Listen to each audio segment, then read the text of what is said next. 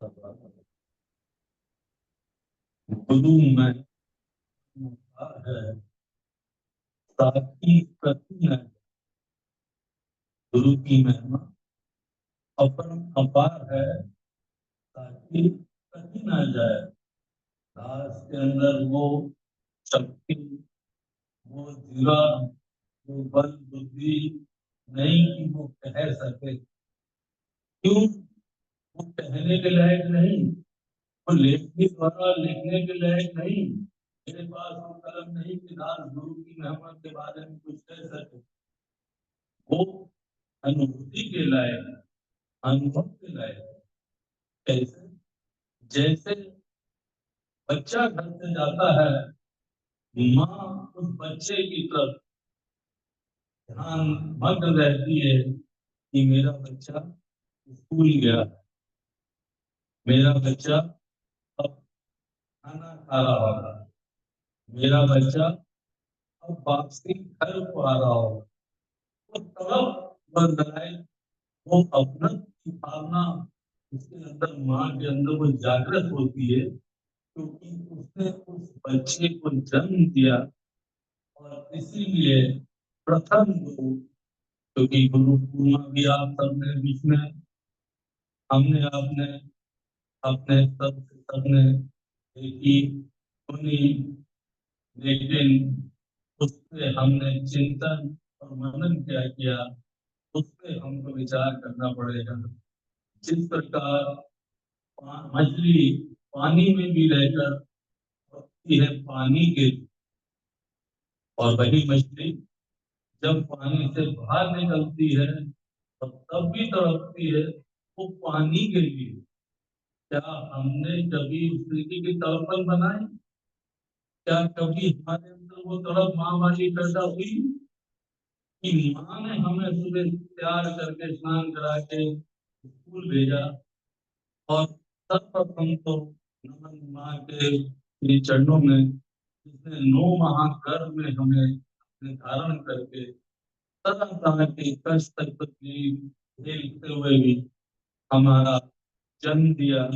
और उस जन्म के समय हमने माँ को इतना कष्ट दिया, संतों ने यहाँ तक कहा कि अगर तेरे 1 लाख बिच्छू चुबा दिए जाए, तेरे शरीर से टच कर दिए जाए, तो तुझे इतना दर्द नहीं होगा। लेकिन एक माँ प्रसव के समय जितना कष्ट उसको होता है, उसकी अनुभूति नहीं। उस माँ को इसी वजह से उस कष्ट का एहसास है, और बच्चे के अंदर तड़प है उसके लिए, इसीलिए वो हर समय उसके लिए लायक रहती है। हमारे भगवान श्री कृष्ण लोकीनाथ ने भी एक माटी खाने की लीला करी। वो लीला इसलिए ही करी कि साहब, मिट्टी मैंने भी खाई, मेरे परिजनों ने भी खाई, और आप सबने भी खाई। जब हमने आपकी मिट्टी खाई तो हमारी माँ ने हमें थप्पड़ मारा, हमारे मुंह से मिट्टी निकाल के पहुंचा, और पहुंचने के बाद डांटा। और जब डांटने पर हम रोने लगे तो गुस्सा समझाया कि बेटा तूने मिट्टी खाई, अब मत खाना। फिर वही माँ ने प्यार दिया, और उस प्यार को देने के बाद हमने फिर वही हरकत करी, क्योंकि हम गुरुमुखी न होके मनमुखी थे, और हमें इस अज्ञानता में जी रहे थे कि माँ हमें, हमारा जीवन क्या करना चाहती है, और हम किस जीवन या किस मार्ग पे चल रहे हैं। इसी प्रकार सदगुरु हमें क्या राह दिखा रहा है, गुरुमुखी की मार्ग दिखा रहा है, लेकिन मन मन हुए जा रहे हैं। मिट्टी संतों ने भी खाई। जब संतों ने मिट्टी खाई, उनके माता ने जब उनको देखा, उनके थप्पड़ मारा मुंह पर, और उनसे कहा बेटा मिट्टी खा रहे हो। तो संतों ने एकदम मुंह बंद करके निकल गए, मुंह खोल के दिखा दिया। माँ कहाँ खाई मिट्टी? माँ प्यार करने लगी, प्यार करने लगी। अरे बेटा मुझे तो दूर से देखा तो मिट्टी खा रहा है, लेकिन भगवान कृष्ण ने भी मिट्टी की लीला करी, और मिट्टी को उन्होंने खाया। जब वो मिट्टी खा रहे थे तो तुरंत मां बोलती आती ब्रह्मा, और आते ही भाग के थप्पड़ जाती है, क्या करता है तुम? तेरे घर दूध दही घी मक्खन इतना सागर है, तो तू मिट्टी खा रहा है, क्या कर रहा है? इस तरीके से तू अपना जीवन यापन करेगा, क्या कर रहा है? तो भगवान श्री कृष्ण त्रिलोकीनाथ ने कहा, नहीं माँ, मैंने नहीं खाए। माँ ने कहा, झूठ बोलता है। और प्रभु ने झूठ बोलकर अपनी माँ को ब्रह्मांड के दर्शन कराए। ओम तब ब्रह्म माँ सत्यम के जी। कहा कि मेरी और माँ को समझ आए कि ओम ब्रह्म मेरे सत्यम अरे सर्वदा जी।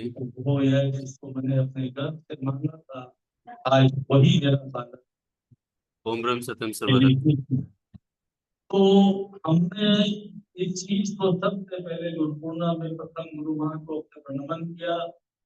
इसी प्रकार देवादेव महादेव भगवान शिव माँ पार्वती जब बैठे थे, उन्होंने गणपति जी को कार्तिक जी को अपने पुत्र को आज्ञा दी कि जाओ चारों धाम की यात्रा करके आओ। तो तुरंत ही कार्तिक जी दौड़े, मैं गणपति से पहले होके आ जाऊंगा। और गणपति जी महाराज ने तुरंत माता पिता की परिक्रमा करी और परिक्रमा करके कहा, सारे तीर्थ धाम माता आपके चरणों में, और कोटन कोट प्रणाम माता पिता आपके चरणों में। और नमन करके उन्होंने चारों धाम को प्राप्त कर लिया। और आज जितने भी शुभ कार्य होते हैं तो सबसे पहले कहा जाता है कि आज गणेश मनाई, फिर कीजिए सब पूरा।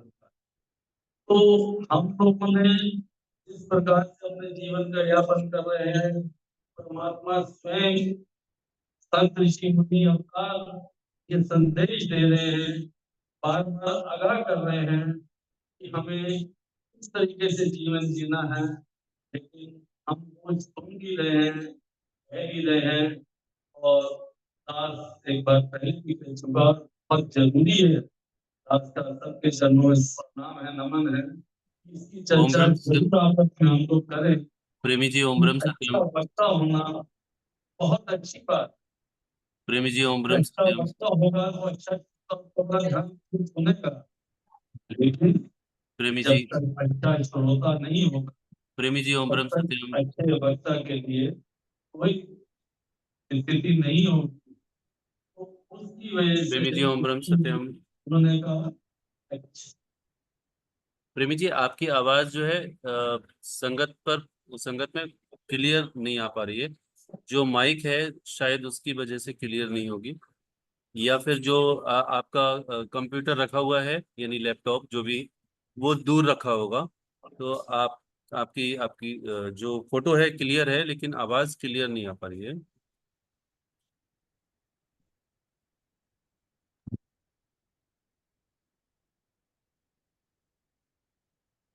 ओम ब्रह्म सत्यम सर्वदा जी। ओम हमारे और की माइक हटा करके अगर बोल पाए तो आवाज आ सकती है वैसे से। करना है। Sorry for disturbance. क्षमा चाहते हैं।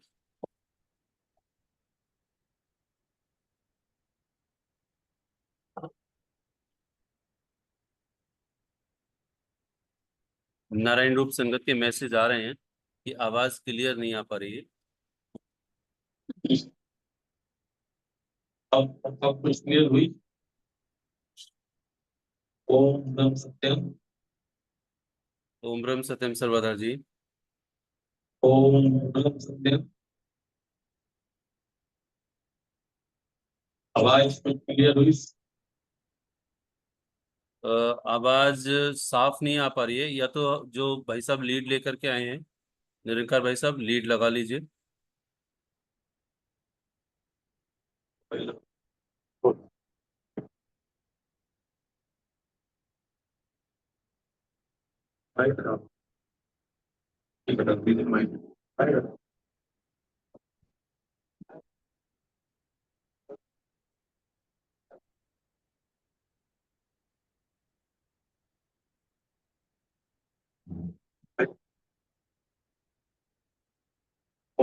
बोल सकते हैं।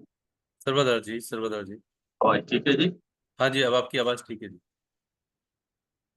तो दास आपके चरणों में विनती कर रहा था कि भगवान शिव मां पार्वती जिस समय बैठे थे, उनका आदेश हुआ कि जो बेटा चारों धाम की यात्रा करके पहले आएगा उसको आशीर्वाद। और उसके तुरंत पश्चात ही छोटे भाई कार्तिकेय जी अपनी तेजी से भागे और गणपति जी महाराज अपने माता पिता के चरणों की तरफ प्रणाम करते हुए परिक्रमा करी, और परिक्रमा करके दंडोत करा, नमस्कार किया और गुणगान किया कि सारे तीर्थ धाम आपके चरणों में, मात पिता कोटि कोटि प्रणाम आपके चरणों में। इस प्रकार से आज ये महिमा है कि पहले आदि गणेश मनाइए, सफल कीजिए काम, पूर्ण होंगे कार्य। तो ये अपने गुरु की महिमा है। ये माता पिता जो हमारे प्रथम गुरु हैं, उनकी महिमा है। उनका गुणगान परमात्मा ने स्वयं भी किया, और संतों ने यहाँ तक कहा, फिर द्वितीय सच्ची सरकार मिले, तांबी सौदा सच्चा सस्ता है। दिल सिर द्वितीय गुरु दा प्यार मिले, ते तांबी सौदा सस्ता है। मतलब अपनी प्राणों को न्यौछावर कर दे, अपनी जान की बाजी एक सदगुरु के प्यार के लिए अगर देना पड़े, उसमें सोचना नहीं है। लेकिन हम लोग कहाँ मिश्रण कर रहे हैं, संगत में नई संगतें जुड़ रही हैं। और दास को एक वाक्य याद आ रहा है, जब दास बचपन में था, युवावस्था की ओर था, तो तब संगत समतावाद ने एक महाराज जी का वाक्य कारों में चिपकाने के लिए स्टिकर से बनवाए थे। पहले स्टिकर से बनते थे। उसमें महाराज जी का वाक्य था, मूरख गुरु ना पार लगावे, आप डूबा ए शिष्य डूबा गए।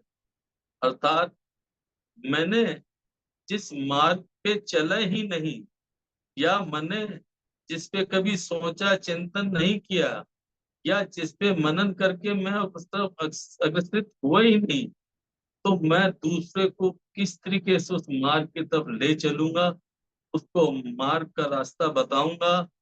और बड़ा कष्ट है दास को।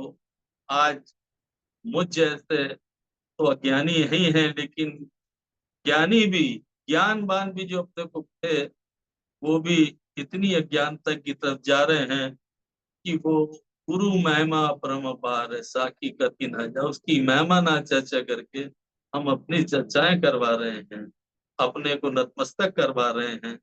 हम क्या संदेश देना चाह रहे हैं, हमें इस पे सोचना भी पड़ेगा, विचारना पड़ेगा, मनन करना पड़ेगा। क्योंकि संगत समतावाद को महाराज जी ने खून से सींचा है। उन्होंने कहा, लाल जी, संगत समतावाद इन्होंने खून से सींची है। जगह जगह उन्होंने वट वृक्ष कल्प वृक्ष दिए हैं, और संगत के लिए उन्होंने एक निर्देश आदेश दिया कि वार्षिक समता सत्संग सम्मेलन में पहुंचना लाजमी शब्द कहा है महाराज जी ने। उनकी आज्ञा, क्या मैं पहुंच पा रहा हूं? और क्यों? संतों का परस्पर मिलन और प्रेम के लिए। मैं अपनी ही पूजन कराने में लगा पड़ा हूं, मैं अपने आप को अगुवाई लगाकर। और जब वार्षिक सत्संग सम्मेलन चल रहे हैं, तो मेरी हाजिरी की आवश्यकता मैं नहीं समझ। तो कैसे मैं गुरु की महिमा का गुणगान कर पाऊंगा? कैसे मैं गुरुमुखी बन पाऊंगा? क्या मैं मनमुखी ही बन के अपना जीवन बना के अपने आप को ज्ञानवान दिखा के गुरुमुखी बता दूंगा? क्या इससे मेरा जीवन सफल हो जाएगा? क्या मैं दूसरे को गलत राह दिखा के आगे सदगुरुदेव के चरणों में जब हाजिरी मेरी लगेगी, तो मैं अपने को बचा पाऊंगा? इस पे हम जो संगत के साथ जिस तरीके से ज्ञानवान होते हुए ज्ञानता का कार्य कर रहे हैं, ये उनको सोचना पड़ेगा। क्यों कि हम सब पाबंद हैं महाराज जी के दो विशाल ग्रंथों से, जिस श्री समता प्रकाश और श्री समता विलास, एक वाणी के रूप में महाराज जी ने दिया है। महाराज जी ने इतनी सरलता से इस ग्रंथों में अपनी वाणी भी दी, वाणी का धारा प्रवाह भी दिया, और श्री समता विलास में भी अपने विचारों का धारा प्रवाह दिया कि साधारण सा बच्चा एकाग्र चित्त होकर एकांत में बैठ के जब उसका अध्ययन करे, उसको सोचेगा, गहराई से उसको बार बार पढ़ेगा, नित्य नवीन उसको कुछ नजर आएगा, और एक समय आएगा वो मनमुखी मार्ग से हट हुआ गुरुमुख के मार्ग में लगेगा, और गुरु के बताए हुए मार्गों पे चलने का प्रयास करेगा। क्योंकि महाराज जी ने कहा, ब्रह्मा विष्णु महेश्वर सब ही संत स्वरूप, मंगत गुरुमुख साधु आया, हर नारायण गुरुमुख साधु आया। महाराज जी ने कहा, गुरु साक्षात ब्रह्म परमेश्वर, फिर गुरुमुख कह रहे हैं। इसी प्रकार त्रिलोकीनाथ भगवान श्री कृष्ण भी जब गुरुकुल गए, शिक्षा धारण करने गए, और शिक्षा धारण उन्होंने गुरुकुल रह के जब करी, और शिक्षा धारण करके जब उनकी शिक्षा दीक्षा पूर्ण हुई, तब उन्होंने गुरु के श्री चरणों में नमन करते हुए और गुरु माँ के चरणों में नमन किया, और करने के बाद आज्ञा मांगी, तो गुरु माँ बिलक पड़ी, रो पड़ी, और तो भगवान ने कहा, गुरु माँ ऐसा क्या है, आप क्यों परेशान हैं? ऐसा नहीं, सदगुरु कुछ नहीं कर सकता, सब कुछ कर सकता है, लेकिन वो देखता है कि मेरे भक्त की सोच कहाँ तक है, क्या वो गुरुमुख है या मनमुखी है। सदगुरु सब जानता है मैं कितनी दिखावा कर रहा हूँ। सदगुरु अंतर्यामी है, मेरे घट घट की, मेरे रोम रोम में वो बसा हुआ है। मैं अपने को छुपा सकता हूँ, लेकिन गुरु से कुछ छुप नहीं सकता, ये अटूट सत्य है। ये दृढ़ विश्वास से हमें मानना पड़ेगा।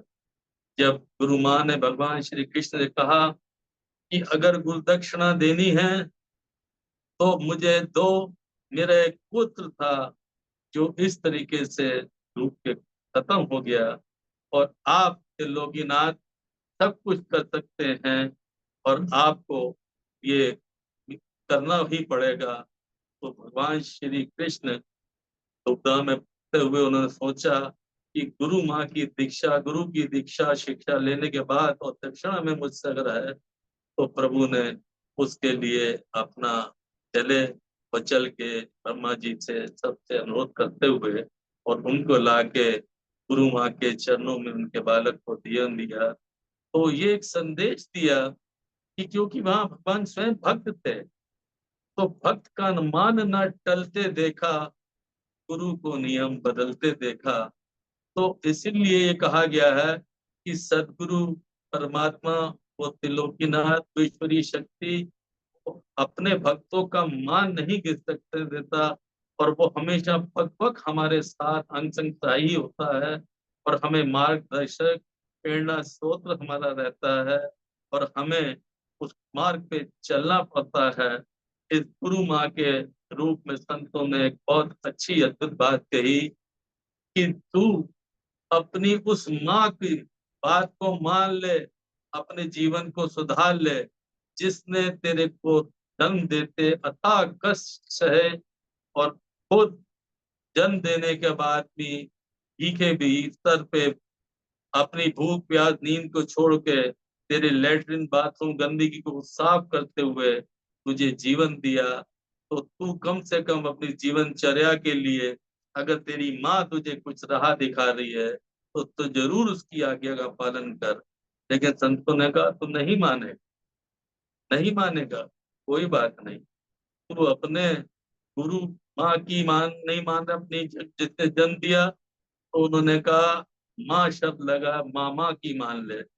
तो उन्होंने उदाहरण दे दिया मनमुखी ने कि मामा तो कंस हुए, और उन्होंने क्या कुछ नहीं किया। तो उन्होंने क्यों कि हम मनमुखी होके गुरुमुखी से भटक के और अपने उदाहरण देने देते हैं अपने स्वार्थों के लिए।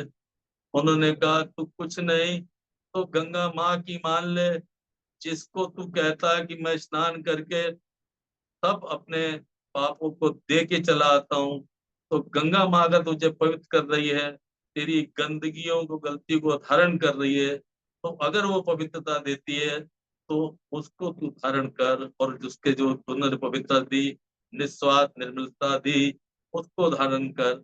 लेकिन तू नहीं मानता। संतों ने तो, बाबा बुल्ले शाह ने कहा, नाते तो त्या जे रब मिलदा, ते मिलदा डडुआ मछिया, भुलिया रब उन्हां नू मिलदा, नीरता जिना दिया अच्छियां। कि अगर नहाने दोनों से, हमें गंगा बार बार स्नान करें और कर्म हमारे सुधरे नहीं, तन मन धन से हम अशुद्धता की ओर बढ़ रहे हैं, और इस कलयुगी जीव को धारण करके, जीवनचर्या को धारण करके चल रहे हैं। हम सोच रहे हैं हमने गंगा जल पी लिया, नहा लिया, तो वहां जितने डट्टू मच्छी सांप कीकड़े अंदर बिच्छू रह रहे हैं, तो उनको सबको रब मिल गया होता। बोले उनकी भी नहीं मान, तो कम से कम जगदम्बे माँ, अम्बे माँ की बात मान ले, जिन्होंने सृष्टि को, दुष्टों का नरसंहार किया, भक्तों के लिए उनका बेड़ा पार किया। तो उनकी जो बात हो, उस माँ रूपी बात को जो उन्होंने किया, तो वैसे ही करके अपने जीवन को संभाल, पर की सेवा कर, निष्कामता से कर, निर्माणता से कर। तो तू उसकी भी नहीं मानता, संत ने कहा तो मत मान, क्योंकि तू नहीं मानेगा। बोले फिर कुछ नहीं तो चल परमात्मा की ही मान, जिसकी दुनिया प्रणाम कर रही है, जिसके आगे पीछे उस परमात्मा की मान ले। बोले तू उसकी भी अगर नहीं मानता है, तो तेरे पास एक ही आखिरी मौका बचता है, और वो मौका, उन्होंने कहा, ये आत्मा रूपी परमात्मा जो तेरे अंदर घट में है, से पता है, मेरी आत्मा जानती है, क्या मैं मनमुखी हूँ या मैं गुरुमुखी हूँ। क्या मैं गुरुमुख की बात तो कर रहा हूँ, पर मैं उस पे चल रहा हूँ, या मैं शिक्षा देने लेने की बात कर रहा हूँ, क्या मैं उस पे चल रहा हूँ, या उस पे प्रयास कर रहा हूँ। क्यों? क्योंकि सदगुरु सब जानते हैं, और वो आत्मा रूपी परमात्मा में हमारे अंदर विराजमान है। वही हमारे जीवन को संवार रहे हैं, क्योंकि हमें ये मानना पड़ेगा। और जब हम ये मान लेंगे कि सदगुरु हमारे अंग संग साही हैं, क्योंकि इन्होंने हमें सत का मार्ग दिया, सदगुरु माता के रूप में हमें जन्म दे के लालन पालन किया। पिता ने हमारे लालन पोषण, अपने को रात दिन मेहनत करके मेरे जीवनचर्या को, खान पीना, पढ़ना लिखना, उसके लिए तैयारी करा के उसका जो खर्च पानी था वो उठाया। अब मैं इस लायक हुआ कि मैं अपने सदगुरु की शरण में आया हूँ, और मैं उनके आदेशों निर्देशों का पालन करूं। लेकिन बार बार दास का मन खिचोटता है कि संगत के अंदर हमें, मुझ जैसे अज्ञानी अगर अज्ञानतावश गलतियां कर रहे हैं तो कुछ नहीं, लेकिन जो मंचों पे बैठे हुए, जो आसन पे सदगुरु के हाजिर नाजिर बैठे हुए, वो अपने आप के पूजन करवाने लगे, अपने आप की महिमा गहलवाने लगे। तो हम आने वाली सात संगत को, आने वाली जो हमारी संगतें हैं, जो हमारी अग्रिम पीढ़ी है, अगर महाराज जी ने अगर ऐसा ही कुछ होता, तो भगत बनारसी दास जी ने जब ये ग्रंथों को संजोया था, एकाग्रत किया था, तो सदगुरुदेव का उसमें हुक्म था कि ये दो ग्रंथ पूर्ण ग्रंथ हैं, और जिस जिसकी जो बीमारी होगी वो उसमें खोज लेगा। और हम सबको ये एक संदेश दिया कि महामंत्री हमारा मूल मंत्र है, और महामंत्री हमारा गुरु मंत्र है, और हमें ये धारण कर लेना चाहिए, और ये अटूट विश्वास होना चाहिए। गुरुदेव का एक वाक्य आता है, एक परमेश्वर ध्याय लो, दूजी तज मनास, मंगत सब कुछ देत है, रख पूर्ण विश्वास। और महामंत्र के लिए भी कहा गया है, त्रयोदशी अक्षर महामंत्र ये, सर्व सिद्धि दाता, जो सिमरे नित प्रेम से, पावे मंगल अपा। तो क्या मैं इस मूल मंत्र को, गुरु मंत्र को, मैं अपने चिंतन में, अपने हृदय में, क्या अपने सिमरन में, अभ्यास में, उसके नियम अनुसार मैं उसको पालन कर रहा हूँ? उसका ध्यान कर रहा हूँ, उसका सिमरन कर रहा हूँ, अगर मैं कर रहा हूँ तो निश्चित एक समय आएगा कि सदगुरु की अपार कृपा मिलेगी और मैं उनके बताए हुए मार्ग पे चलते हुए और मैं भटकूंगा नहीं। अन्यथा मैं जैसे जो ज्ञानता रूप ज्ञानी बन के बैठ के हमें भटकाएंगे तो वह स्वयं तो महाराज जी के वाक अनुसार मूरख गुरु ना पार लगावे, आप डूबा तो शिष्य डुबावे। दास कभी अगर जहाज में नहीं बैठा, या दास ने कभी एसी ट्रेन में नहीं सफर किया, या दास ने कभी जीवन में कार नहीं चलाई, और दास आपके यहाँ पहुंचता है, आप दास से कहते हो कि भाई चलना है वहां पर, आप एयरपोर्ट पहुंच जाइएगा और वहां मुझे मिलना, तो दास कभी जहाज पे बैठा ही नहीं, दास को एयरपोर्ट का पता ही नहीं, किस तरीके से पहुंचेगा। दास ट्रेन में सफर किया है तो दास ये कहेगा ठीक है जी कौन से प्लेटफॉर्म पे मिल जाऊं और वहां पे पता कर लूं कौन से कोच में आपको मिल जाऊं, आपके साथ मेरी जीवन यात्रा हो जाएगी। और जिस तरफ का मैंने सफर ही नहीं किया, कार मैंने चलाई नहीं, और उसके लिए मैं दूसरों को शिक्षित करूं कि तू कार ऐसे चलाना, अब तू बहुत सुंदर ड्राइवर हो जाएगा। इसी प्रकार से सतगुरु हमारे रक्षक, हमारे अंतंग सहाई, हमारे प्रेरणा स्रोत हमें ये संदेश दे रहे हैं, बार बार उनकी चेतावनी है कि ये त्रयोदशी क्षमा मंत्र है, यही हमारा गुरु मंत्र मूल मंत्र है। हमें सबको ये संदेश देना पड़ेगा, जहां जहां हम लोग चर्चा करें संगतों में इसका संदेश दें, और संगतों में संदेश देने में ये लगे, क्योंकि आज हमारे बुजुर्ग प्रेमी पुराने जो महाराज जी के लालों की श्रेणी में आते थे, वो बहुत ना बराबर रह चुके हैं, और हैं तो उनके अंदर शरीर की स्थिरता वो नहीं है कि वो आगे संदेश दे सकें। ये दास आभारी है आदरणीय प्रेमी मनोज मिश्रा जी का, जो ये सदगुरुदेव का लगाया हुआ वृक्ष निर्माणता से निष्कामता से नियमित अपने रोज अपने तबीयत खराब होने पर भी और ये सेवा कर रहे हैं, तो ये एक गुरुमुख है, ये गुरुमुख का स्वरूप है। किसी को बताने की जरूरत नहीं है कि आप क्या हैं, मैं क्या हूँ, मैं कौन हूँ। मेरा व्यवहार, मेरा परिवार, मेरा समाज स्वयं बताएगा, मेरी साथ संगत स्वयं बताएगी कि मैं गुरुमुखी हूँ या मैं अपने मनमुखियों के गुरु की बात करते हुए उस मार्ग पे चलते हुए लोगों को भी गलत राह की बात दिखाऊं, तो मैं कैसे बचूंगा। और इस चेतावनी को हमें जन जन को, सात संतों को देना पड़ेगा, और कि हमें महामंत्र ही हमारा मूल मंत्र है, महामंत्री हमारा गुरु मंत्र है, और उस पे जो चेतावनी दी है उस पे हमें अटूट विश्वास रखना पड़ेगा, तो निश्चित ही हम कामयाबी की ओर अग्रसर होंगे। और हमें संगत समतावाद का जो प्रवाद दिया है, और उसके अंतर्गत हमें जुड़कर इस बताए हुए मार्ग पे चल सकेंगे, और निश्चित ही हम अपने जीवन को अग्रसर हो सकेंगे, और हर जीवन को कुछ सफलता की ओर बढ़ा सकेंगे, क्योंकि हमारी कोई कमाई साथ नहीं जाएगी। कई दफा आप सुनते होंगे कि साहब, अरे उनके घर में तो बच्चे ने जन्म लिया, और वो बच्चे ने, देखिए साहब, वो शुरू से हनुमान चालीसा गाता आ रहा है, अरे वो बच्चा तो अभी 2 साल का हुआ है तो टूटे लफ्जों में महामंत्र बोल रहा है। क्यों बोल रहा है? क्योंकि वो गुरुमुखी था, क्योंकि उसने उनको अपने गुरु के वाक्यों को धारण किया, उस गुरु मंत्र को, महामंत्र को ये धारण करके वो कर जपता रहा। जो कमियां रह गई, अब अगला जीवन मिला, तो उसकी वहीं से वो एफडी स्टार्ट हुई।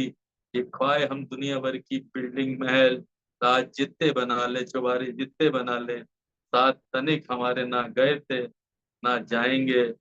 चाहे कोई भी आप उठा के देख लीजिए, दास ने, आपने बड़े बड़े बादशाह खाकशाह होते हुए देखे, बड़े बड़े खाकशाह बादशाह होते हुए देखे, लेकिन शहनशाह बादशाह वही है जो पूर्ण सदगुरु के चरणों में लगा है, और पूर्ण सदगुरु के दिए मार्ग पे वो चलता है। और जब वो चल के मनन करता है, निध्यासन करता है, और अपनी साधना में बैठता है, तो 2 समय है कि जो साधना महाराज जी ने कहा नियमित रूप से वो जरूर करें। जब वो करेगा तो गुरु क्यों नहीं कृपा करेगा? क्यों कि जब मेरा मुझ में कुछ है ही नहीं, मेरा मुझ में कुछ नहीं, जो कुछ है सब तो है।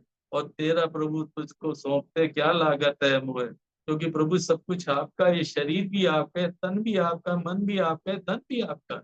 हम कलयुगी जीव है, नाना प्रकार की त्रुटियां बार बार कर रहे हैं, लेकिन अंतरात्मा मुझे खसोट रही है। तो ये गुरु की कृपा है मेरे ऊपर, ये मेरे गुरुमुखी होने का, सदगुरु का आशीर्वाद का, माता पिता के आशीर्वाद का फल है कि मेरी आत्मा रूपी परमात्मा मुझे खसोट रही है कि मैंने ये क्या किया, मैं क्यों नहीं समझ रहा हूँ, मैं क्यों नहीं समझ रहा हूँ। जब मेरे अंदर ये आवाज उठेगी तो साक्षात मुझे दिखेगा कि मेरे ऊपर मेरे माता पिता का आशीर्वाद, मेरे सदगुरु का आशीर्वाद मुझ पे निरंतर बह रहा है। और महाराज जी ने इसको कहा कि आनंद की बाढ़ आ रही। और सिमरन में बैठ बात करते करते वो बिल्कुल साधना में चले गए, लीन हो गए। और जब प्रेमी जुड़ते तो कहते थे आनंद की बाढ़। हम लोग उस बाढ़ तक जाने के लिए उनके सद्वचनों को पालन करना पड़ेगा, उनके बताए मार्ग पर चलना पड़ेगा और अग्रसित होना पड़ेगा। दास की समर्थ नहीं थी कुछ कह सके, लेकिन जो कुछ परमात्मा ने गुरुदेव की आज्ञा से विचार दिए, सदगुरु ने, दास ने आपके चरणों में दिए, जो आपको अच्छा लगे तो उस पे मनन करने का आप प्रयास करें। और महामंत्र की महिमा या सब प्रेमियों से, नए प्रेमियों से भी करें और आगे अपने जीवन को सफल बनाएं। ओम परम सत्यम सर्वत्र। सर्वधर जी। आदरणीय प्रेमी निरंकार ओबराय जी, प्रार्थना है कि कृपया करके वैराग्य वाणी बताएं। ओम परम सत्यम सर्व ममता नामिके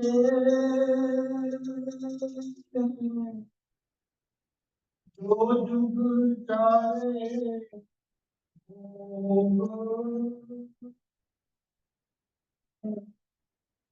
मंगल मिथ्या